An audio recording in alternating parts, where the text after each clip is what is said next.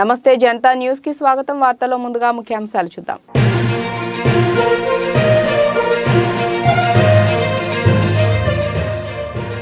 అమెరికాలో మరోసారి కాల్పుల మోత, 8 మంది మృతి.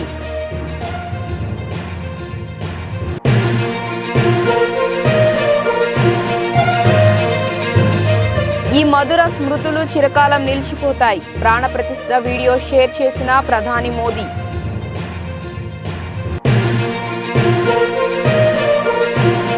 అంగన్వాడీలతో ఏపీ ప్రభుత్వం చర్చలు సఫలం, సమ్మె విరమణ. నేటి నుంచి విధుల్లోకి వివరాలు వెల్లడించిన మంత్రి బొత్స.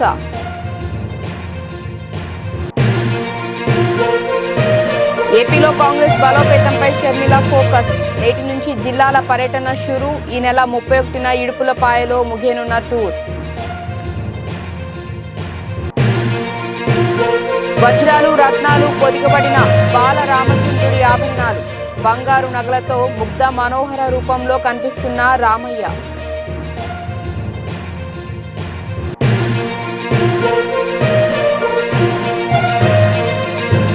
ధరణి పోర్టల్ ప్రారంభం నుంచి అనేక లోపాలు, కమిటీ కీలక వ్యాఖ్యలు.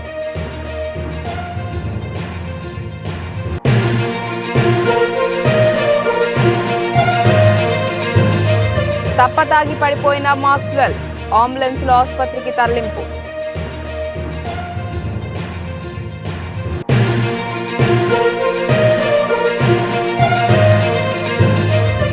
Rajamouli Mahesh cinema music sittings మొదలు. ఆసక్తికర విషయాలు చెప్పిన విజేంద్ర ప్రసాద్.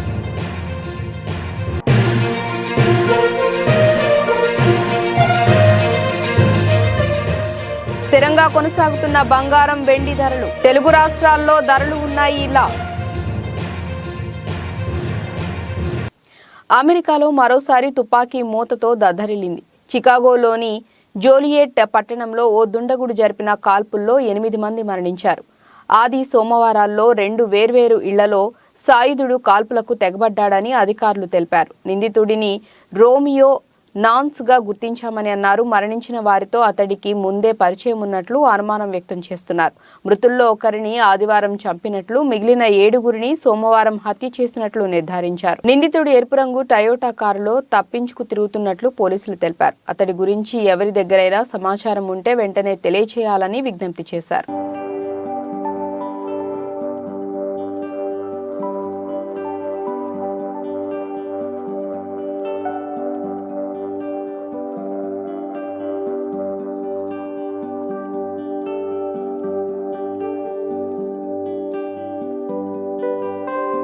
కోట్లాది మంది భారతీయుల కళ నెరవేరింది. బాలరాముడి రూపంలో శ్రీరాముడు అయోధ్యకు చేరాడు. ఆ దివ్య రూపాన్ని చూసిన కోట్లాది మంది భక్తులు జై శ్రీరామ్ అంటూ తన్మయత్వంతో పులకించిపోయారు. సోమవారం పండితులు నిర్ణయించిన దివ్య ముహూర్తాన బాలరాముడు ప్రాణ ప్రతిష్ఠ అంగరంగ వైభవంగా జరిగింది. ఈ కార్యక్రమానికి సంబంధించిన వీడియోని ప్రధాని మోదీ మంగళవారం ట్విట్టర్ వేదికగా షేర్ చేశారు. జనవరి 22వ తేదీన అయోధ్యలో మనం ఏం చేశామో ఆ మధుర స్మృతులు చిరకాలం నిలిచిపోతాయి అంటూ వీడియోకు క్యాప్షన్ ఇచ్చారు. ప్రస్తుతం ఈ వీడియో విశేషంగా ఆకట్టుకుంటోంది. సోమవారం మధ్యాహ్నం 12:29 ప్రధానమంత్రి నరేంద్ర మోదీ చేతుల మీదుగా ప్రాణ ప్రతిష్ఠ కార్యక్రమం అంగరంగ వైభవంగా జరిగింది. రామ జన్మభూమిలో నూతనంగా నిర్మించిన మందిరంలో శ్రీరామచంద్రుడు బాల అవతారంలో కొలువు తీరారు. ఈ కార్యక్రమానికి సినీ, రాజకీయ సహా పలు రంగాలకు చెందిన 8,000 మంది ప్రముఖులు హాజరయ్యారు. ప్రాణ ప్రతిష్ఠ నేపథ్యంలో అయోధ్యపురి విద్యుత్ కాంతుల మధ్య దేదీప్యమానంగా వెలిగిపోయింది. రామ్ ప్రభావ హై, రామ్ నేతి భీ హై, రామ్ నీతి భీ హై.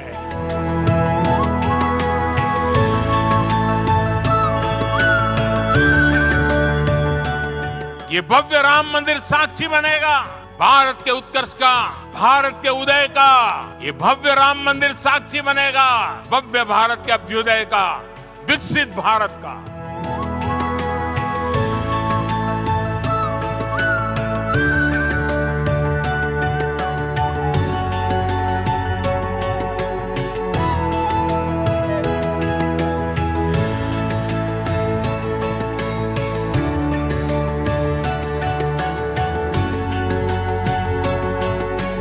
అంగన్వాడీలతో ఏపీ ప్రభుత్వం చర్చలు సఫలమయ్యాయి. అంగన్వాడీల సమస్యల పట్ల ఏపీ ప్రభుత్వం సానుకూలంగా స్పందించింది.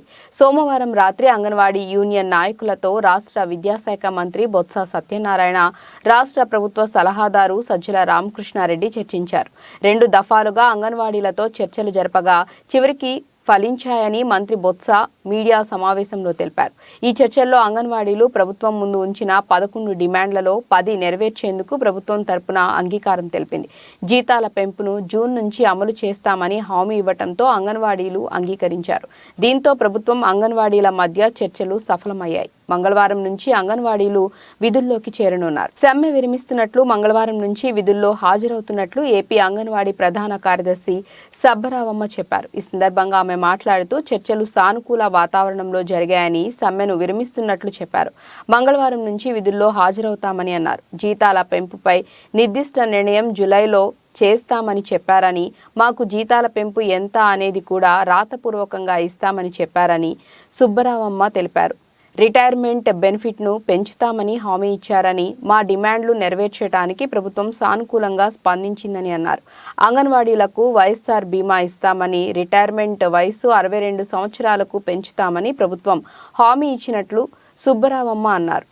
టీఏ బిల్లుల అంశంలో కేంద్రం నుంచి వచ్చేలోపు రాష్ట్రం ఇవ్వటానికి ఒప్పుకుందని, సిఎఫ్ఎంఎస్ తీసేసి సంక్షేమ పథకాలు అంగన్వాడీలకు వర్తింపచేస్తామని అన్నారని, సమ్మె కాలానికి జీతం ఇవ్వటంతో పాటు కేసులు ఎత్తేసేందుకు ప్రభుత్వం అంగీకరించిందని ఏపీ అంగన్వాడీ ప్రధాన కార్యదర్శి సుబ్బరావమ్మ అన్నారు. అంగన్వాడీలతో చర్చలు అనంతరం మంత్రి బొత్స సత్యనారాయణ మాట్లాడుతూ అంగన్వాడీలతో జరిపిన చర్చలు సఫలమయ్యాయని, మంగళవారం నుంచి విధుల్లోకి చేరతారని తెలిపారు. 11 డిమాండ్లలో 10 ఇప్పటికే పరిష్కారం చేశామని, జూలైలో జీతాలు పెంచుతామని అన్నారు. వేతనాల పెంపుపై చర్చల్లో తీసుకున్న నిర్ణయాన్ని మినిట్స్లో నమోదు చేస్తామని అన్నారు. ఉద్యోగ విరమణ సమయంలో ఇచ్చే ప్రయోజనాన్ని వర్కర్లకు 50,000 నుంచి 1.20 లక్షలకు పెంచుతామని, హెల్పర్కు 60,000కు పెంచాలని నిర్ణయం తీసుకున్నామని, మట్టి ఖర్చులు 20,000 ఇవ్వాలని నిర్ణయం తీసుకోవటం జరిగిందని తెలిపారు. సమ్మె కాలానికి జీతాలు ఇస్తామని, సమ్మె సమయంలో పెట్టిన కేసులు ఎత్తివేస్తామని అంగన్వాడీలకు హామీ ఇవ్వటం జరిగిందని బొత్స చెప్పారు. గత కొద్ది రోజులుగా రాష్ట్రంలో అంగన్వాడీ మినీ వర్కర్సు, హెల్పర్లు, వర్కర్స్ వారి తాలూకా కొన్ని మా డిమాండ్ల కోసమని వారు కొంతకాలంగా సమ్మె చేస్తున్నారు. 2 దఫాలుగా వారితో చర్చలు జరిగాయి. మరి ఆఖరిగా ఈరోజు కూడా చర్చ జరిగాయి.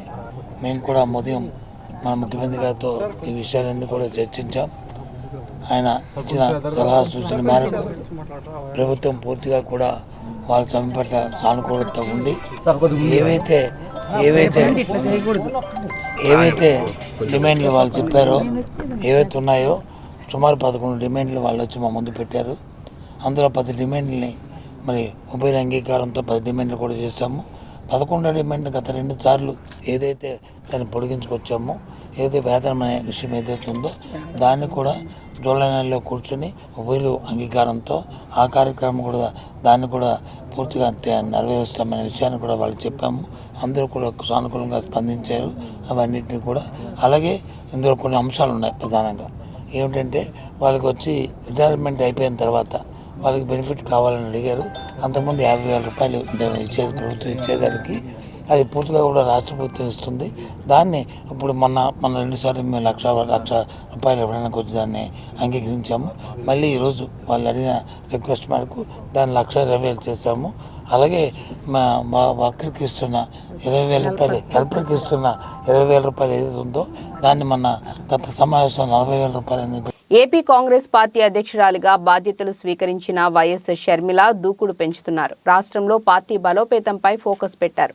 ఈ క్రమంలో తండ్రి బాటలో ప్రయాణించేందుకు ఆమె సిద్ధమయ్యారు. రాష్ట్ర వ్యాప్తంగా పర్యటనలు చేసేందుకు నిర్ణయించారు. ఇవాళ నుంచి ఈ నెల 31వ తేదీ వరకు జిల్లాలో షర్మిల పర్యటించనున్నారు. శ్రీకాకుళం జిల్లా నుంచి షర్మిల పర్యటన ప్రారంభం కానుంది. శ్రీకాకుళం జిల్లాలో ఇచ్చాపురం నుంచి మొదలు కానున్న షర్మిల పర్యటన ఇడుపులపాయ వరకు సాగుతుంది. ఇవాళ ఉదయం శ్రీకాకుళం జిల్లా ఇచ్చాపురంలో వైఎస్ షర్మిల పర్యటిస్తారు. మధ్యాహ్నం పార్వతీపురం, మన్యం జిల్లాకు సంబంధించి పార్వతీపురంలో పర్యటించి పార్టీ పరిస్థితిపై షర్మిల సమీక్ష నిర్వహిస్తారు. రాత్రి విజయనగరంలో పర్యటించి ఆ జిల్లాపై షర్మిల సమీక్ష చేయనున్నారు.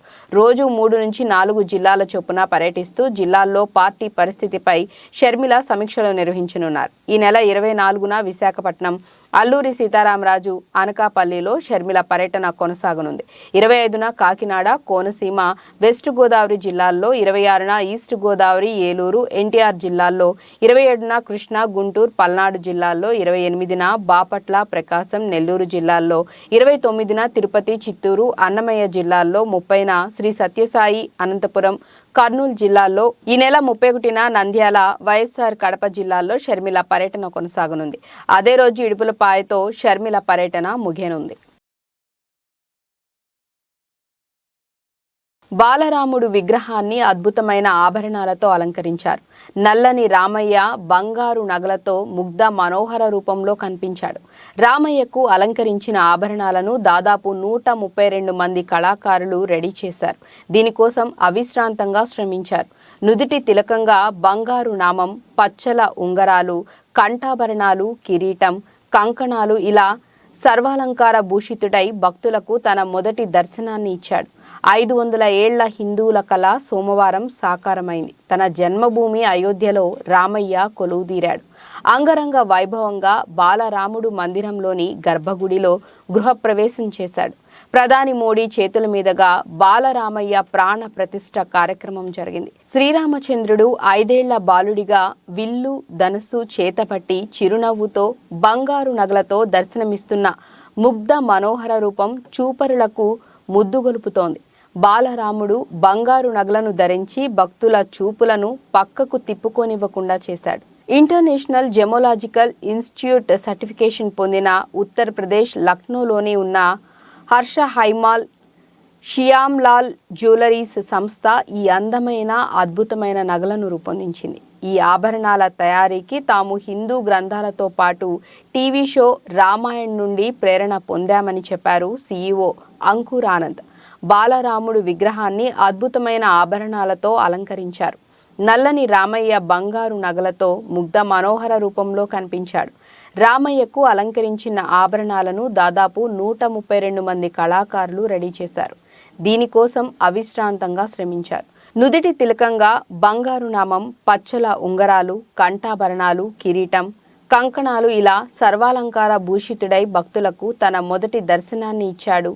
బాలరామయ్యకు అలంకరించిన ఈ నగలలో 18,567 వజ్రాలు, 2,984 కెంపులు, 615 పచ్చలు, 439 అన్కట్ వజ్రాలు ఉన్నాయి. బాలరామయ్య వజ్రాలు, పచ్చలు, కెంపులతో పొదగబడిన కిరీటాన్ని ధరించాడు. దీని బరువు సుమారు 1.7 కిలోలు ఉంటుంది. దాదాపు 75 క్యారెట్ల వజ్రాలు, 135 క్యారెట్ల జాంబియన్ పచ్చలు, 262 క్యారెట్ల కెంపులతో పాటు ఇతర రత్నాలు కూడా ఉన్నాయి. కిరీటం రామయ్య అత్యంత అందమైన అలంకారంకి ఒకటి. మధ్యలో శ్రీరామ్ లల్లా వంశాన్ని సూచించే సూర్యవంశ లోగో, రాచరికానికి సంకేతమైన మన జాతీయ పక్షి అయిన నెమలి కూడా ఉన్నాయి. పచ్చ జ్ఞానాన్ని సూచిస్తుంది. కెంపులు సూర్యరాళ్ళు, వజ్రాలు స్వచ్ఛత, నిజాయితీని సూచిస్తాయి అని ఆనంద్ వివరించారు. తిలకం ఆధ్యాత్మికతకు, భక్తులను రక్షించే రక్షిత చిహ్నంగా నుదుట తిలకాన్ని భావిస్తారు. ఇది సుమారు 16 గ్రాముల బంగారంతో తయారు చేశారు. 3 క్యారెట్ల సహజ వజ్రం, దాని చుట్టూ దాదాపు 10 క్యారెట్లు ఉండే చిన్న వజ్రాలు, బర్మిస్ కెంపులున్నాయి. ఉదయం మొదటి సూర్యకిరణం ఈ తిలకంపై పడే విధంగా రత్నాలను వినియోగించినట్లు ఆనంద్ చెప్పారు. చేతికి ఉంగరం, రామచంద్రుడు కుడి చేతికి ధరించిన ఉంగరం 65 గ్రాములు ఉంటుంది. దీనిలో 4 క్యారెట్ల వజ్రాలు, 33 క్యారెట్ల పచ్చలు ఉంటాయి. ఇక ఎడమ చేతి కోసం 26 గ్రాముల రూబీ రింగ్లో వజ్రాలు, కెంపులు ఉన్నాయి. బంగారంతో చేసిన గుండ్రని నెక్లెస్ 500 గ్రాముల బరువు ఉంటుంది. 50 క్యారెట్ల వజ్రాలు, 150 క్యారెట్ల కెంపులు, 380 క్యారెట్ల పచ్చలు పొదిగారు. నడుము పట్టి బాలరామయ్య నడుము పట్టి సుమారు 750 గ్రాముల బరువైన బంగారంతో తయారు చేశారు. ఈ పట్టీలో 70 క్యారెట్ల వజ్రాలు, 850 క్యారెట్ల కెంపులు, పచ్చలను పొదిగారు. చేతి కడియాలను 850 గ్రాముల బంగారంతో తయారు చేశారు. 100 క్యారెట్ల వజ్రాలు, 320 క్యారెట్ల కెంపులు, పచ్చలను ఈ కంకణాల్లో పొదిగారు. అంతేకాదు ఒక్కో కడియం బరువు 400 గ్రాములకు పైగానే ఉంటుంది.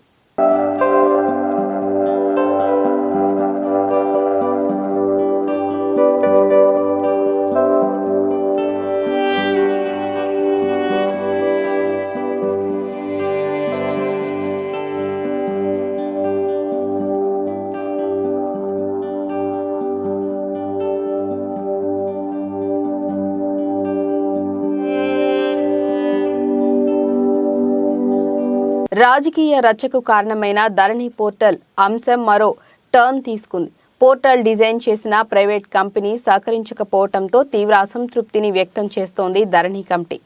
ఫాల్కన్ కంపెనీ విషయాన్ని సీఎం దృష్టికి తీసుకువెళ్తారా లేక వాట్ నెక్స్ట్ అన్నది సస్పెన్స్గా మారింది. ధరణి పోర్టల్ డిజైన్ చేసిన ప్రైవేట్ కంపెనీ కమిటీకి సహకరించట్లేదా? సమస్యలపై అధ్యయనానికి పిలిచిన ప్రైవేట్ కంపెనీ స్పందించలేదా అంటే అవుననే సమాధానం వినిపిస్తోంది. ఇన్నాళ్లు కాంగ్రెస్ బీఆర్ఎస్ మధ్య రాజకీయ రచ్చకు కారణమైన ధరణి పోర్టల్ అంశం ఇప్పుడు మరో టర్న్ తీసుకుంది.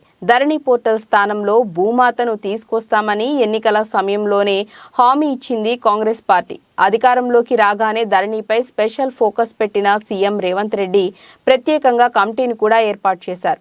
ఇప్పటి వరకు 3 సార్లు సమావేశమై వివిధ అంశాలపై చర్చించింది కమిటీ. అయితే గత బీఆర్ఎస్ ప్రభుత్వం ధరణి డిజైన్, రికార్డ్స్, డిజిటలైజేషన్ బాధ్యతను విదేశీ కంపెనీకి అప్పగించింది. దీంతో తెలంగాణ ప్రభుత్వం ఏర్పాటు చేసిన కమిటీ ఫాల్కన్ కంపెనీ ప్రతినిధులను ధరణి సమస్యలపై అధ్యయనానికి పిలిచింది. కానీ ఆ కంపెనీ స్పందించట్లేదు.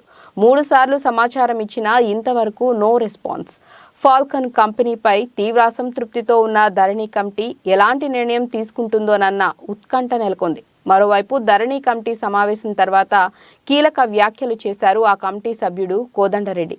పోర్టల్ డిజైన్ చేసిన విదేశీ కంపెనీ దగ్గరే రైతుల వివరాలన్నీ ఉన్నాయన్నారు. గత ప్రభుత్వం విదేశీ కంపెనీకి డిజిటలైజేషన్ను అప్పగించి పొరపాటు చేసిందన్నారు. 3 సార్లు పిలిచిన ఫాల్కన్ కంపెనీ ప్రతినిధులు రాకపోవడంతో కమిటీ సభ్యులకు మరిన్ని అనుమానాలు వస్తున్నాయి. దీంతో 4వసారి కూడా పిలిచి తప్పకుండా రావాలని కండిషన్ పెడతారా లేక ఈ అంశాన్ని సీఎం దృష్టికి తీసుకువెళ్తారా అన్నది త్వరలోనే తేలనుంది.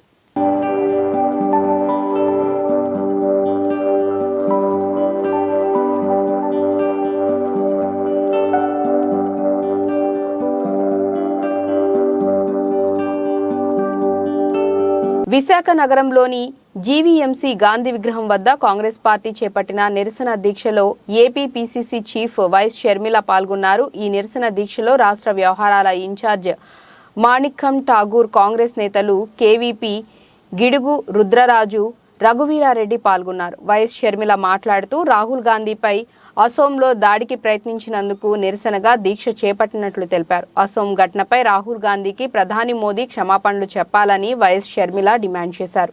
భారత్ జోడో న్యాయయాత్ర ఈ దేశ పౌరుల హక్కుల కోసం పోరాడే యాత్ర అని అన్నారు. అసోంలో రాహుల్ గాంధీపై దాడి చేయాలని చూశారని ఆరోపించారు. రాహుల్కు ప్రమాదం తలపెట్టాలని బీజేపీ నేతలు ప్రయత్నించారని మండిపడ్డారు. బీజేపీ అధికారంలో ఉన్న రాష్ట్రంలో ప్రశాంతంగా యాత్ర చేసుకునే పరిస్థితులు కూడా లేవని అన్నారు. అసలు ప్రజాస్వామ్యం ఉన్నట్లా లేనట్లా అని మోదీ సమాధానం చెప్పాలని అన్నారు.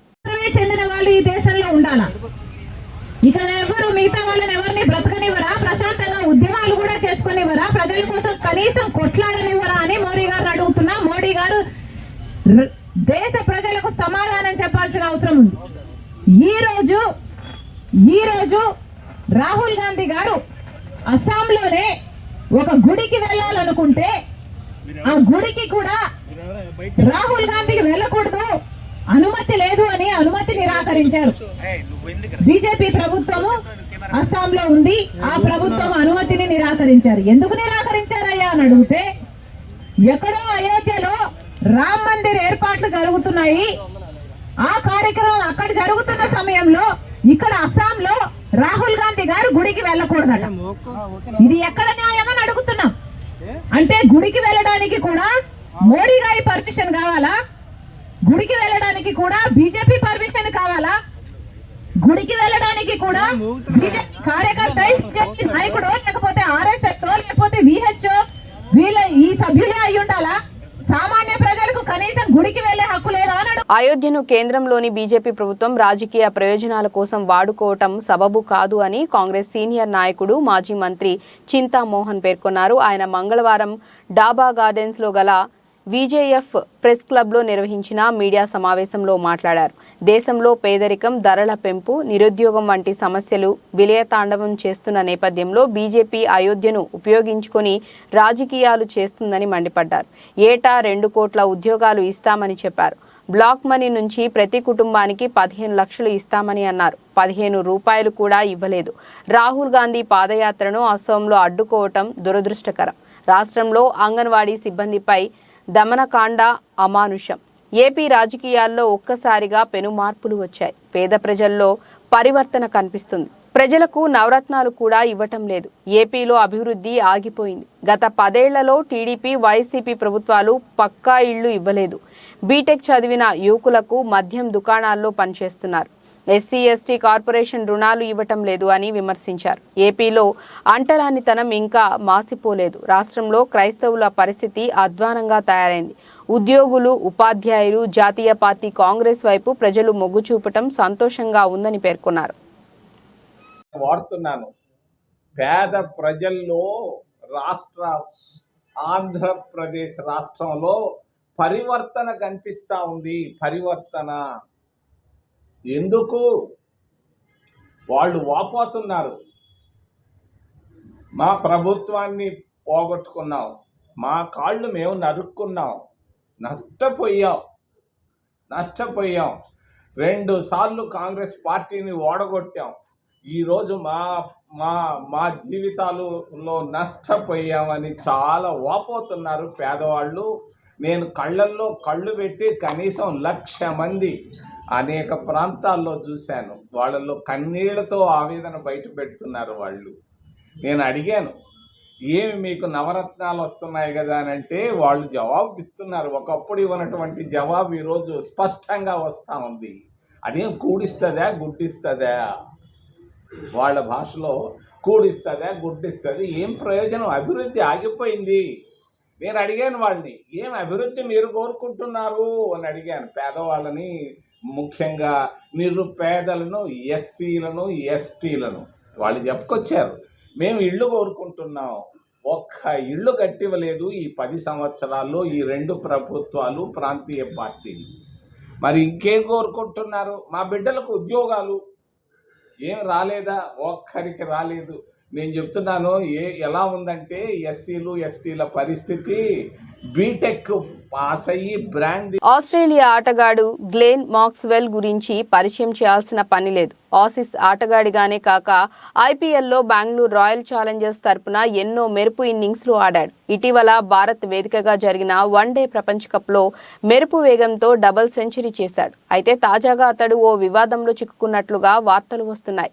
ఇటీవల ఓ పబ్లో తప్పతాగి పడిపోవడంతో అతడిని అంబులెన్స్లో ఆసుపత్రికి తీసుకొని వెళ్లాల్సి వచ్చిందట.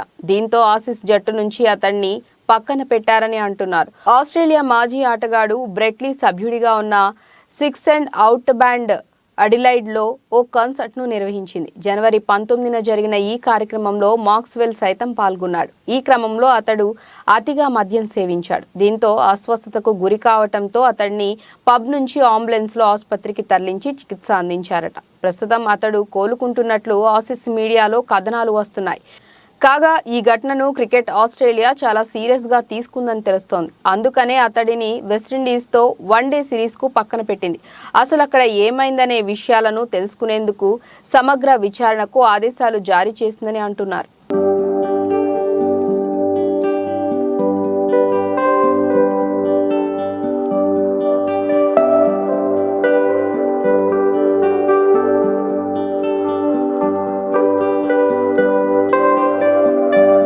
RRR తర్వాత రాజమౌళి నెక్స్ట్ సినిమా మహేష్ బాబుతో అని అనౌన్స్ చేసిన సంగతి తెలిసిందే. దీంతో మహేష్ అభిమానులు తమ హీరో మొదటి పాన్ ఇండియా సినిమాని రాజమౌళి డైరెక్షన్ అని ఎంతో సంతోషిస్తున్నారు. ఈ సినిమా ఎప్పుడెప్పుడు మొదలవుతుందా అని ఎదురు చూస్తున్నారు.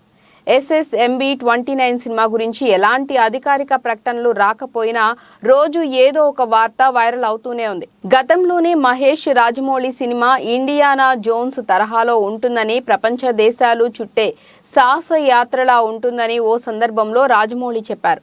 రాజమౌళి తండ్రి విజేంద్ర ప్రసాద్ ఈ సినిమా కథ రాస్తున్న సంగతి తెలిసిందే. ఇటీవల ఈ సినిమా కథ పూర్తయింది అని విజేంద్ర ప్రసాద్ చెప్పారు. తాజాగా ఇచ్చిన ఓ ఇంటర్వ్యూలో మరిన్ని ఆసక్తికర విషయాలు తెలిపారు. ఆల్రెడీ మ్యూజిక్ సిట్టింగ్స్ కూడా మొదలయ్యాయని, కీరవాణి అదే పనిలో ఉన్నాడని, దానిపై వర్క్ జరుగుతుందని చెప్పాడు. మ్యూజిక్ వర్క్స్ మొదలైంది అంటే సినిమా ఆల్మోస్ట్ మొదలైపోయినట్లే అని మహేష్ అభిమానులు ఆనందం వ్యక్తం చేస్తున్నారు. మహేష్ ఇటీవల జర్మనీకి వెళ్తుండడంతో ఈ సినిమా వర్క్ కోసమే జర్మనీ వెళ్తున్నాడని రూమర్స్ కూడా వచ్చాయి. ఈ సినిమాని ఎప్పుడెప్పుడు అధికారికంగా ప్రకటించి షూట్ మొదలు పెడతారా అని మహేష్ అభిమానులు ఆతృతగా ఎదురు చూస్తున్నారు.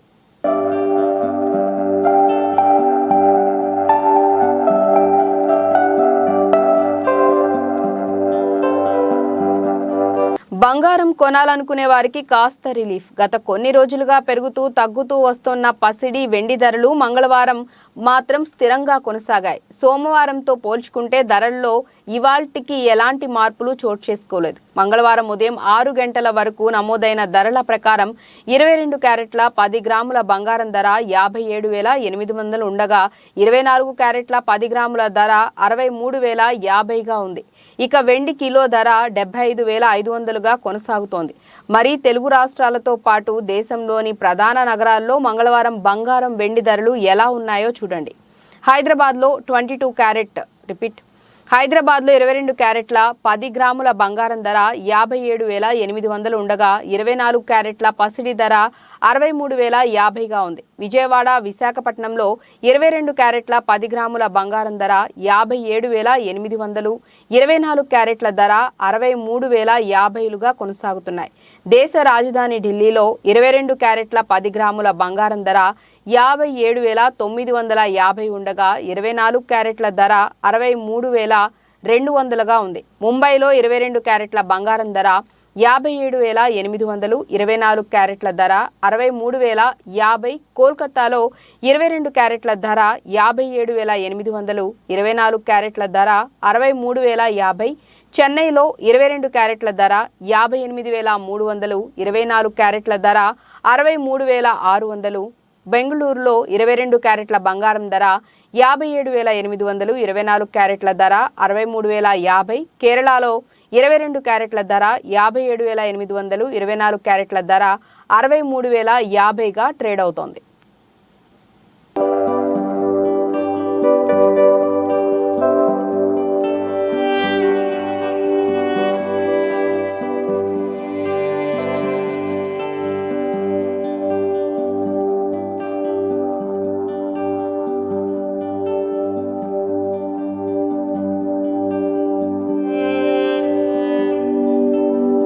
వార్తలు ముగించే ముందు ముఖ్యాంశాలు మరోసారి.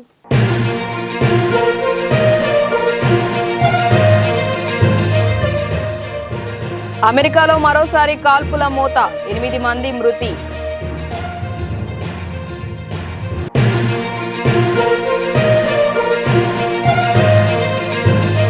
ఈ మధుర స్మృతులు చిరకాలం నిలిచిపోతాయి. ప్రాణప్రతిష్ఠ వీడియో షేర్ చేసిన ప్రధాని మోదీ.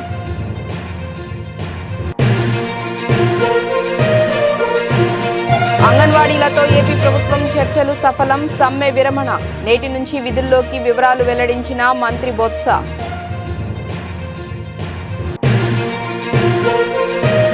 ఏపీలో కాంగ్రెస్ బలోపేతంపై షర్మిల ఫోకస్. నేటి నుంచి జిల్లాల పర్యటన షురు. ఈ నెల 31న ఇడుపులపాయలో ముగియనున్న టూర్. వజ్రాలు, రత్నాలు పొదిగబడిన బాలరామచంద్రుడి ఆభరణాలు. బంగారు నగలతో ముగ్ధ మనోహర రూపంలో కనిపిస్తున్న రామయ్య.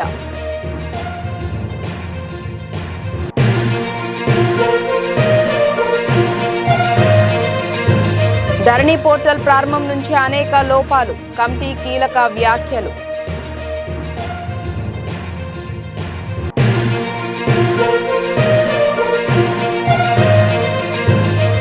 తప్పతాగి పడిపోయిన మాక్స్వెల్, అంబులెన్స్ లో ఆసుపత్రికి తరలింపు.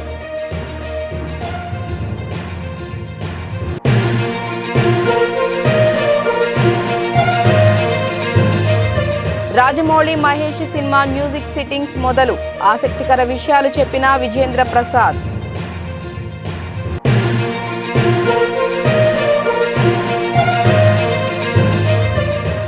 స్థిరంగా కొనసాగుతున్న బంగారం, వెండి ధరలు. తెలుగు రాష్ట్రాల్లో ధరలు ఉన్నాయి ఇలా. ఇక ఇవి ఇప్పటివరకున్న అప్డేట్స్. నమస్కారం.